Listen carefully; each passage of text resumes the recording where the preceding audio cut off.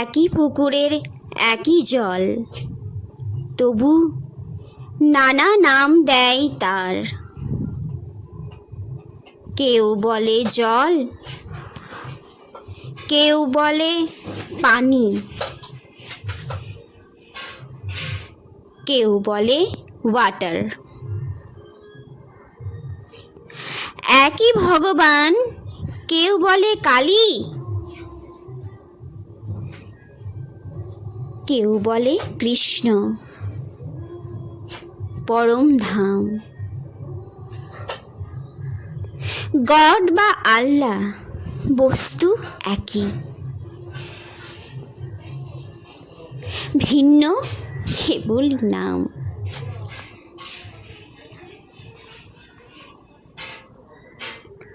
একই ভগবানের বহু রূপ, বহু নাম। নাম আলাদা হলেই কি ভগবান আলাদা হয় নাকি?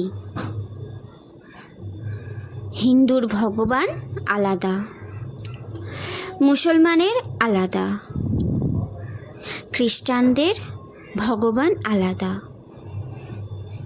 এ কখনো হয়? নিজে দেখে এসব বলেছিলেন, বই পড়ে বা বুদ্ধি খাটিয়ে অনুমান করে কিছু বলেননি। তাই তার এসব কথার এত জোর।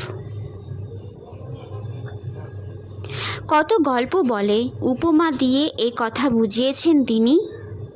বলেছেন, একটা পুকুরের অনেক ঘাট, এক ঘাটে হিন্দুরা জল নিচ্ছে, এক ঘাটে মুসলমানেরা, এক ঘাটে খ্রিস্টানরা, আরও কত ঘাটে কতজন। একই জলকে হিন্দুরা বলছে জল, মুসলমানেরা পানি, খ্রিস্টানরা ওয়াটার ইত্যাদি। কিন্তু জল তো একই।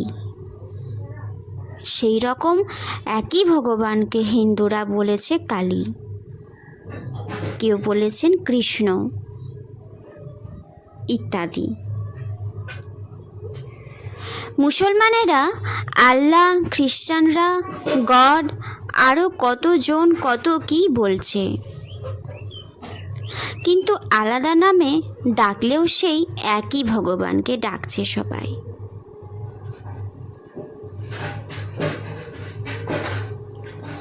বলছেন, জজ সাহেব যখন আদালতে যাচ্ছেন,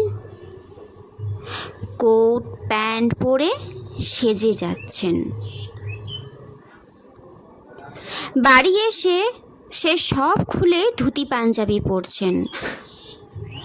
আবার কখনো হয়তো খালি গায়েই থাকছেন। আলাদা পোশাক পরার জন্য এক সময় তাকে এক রকম দেখাচ্ছে,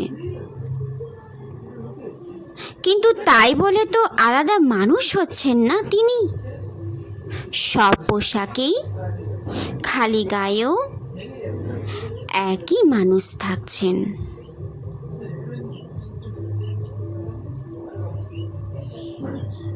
একই ভগবান, তার নাম অনেক।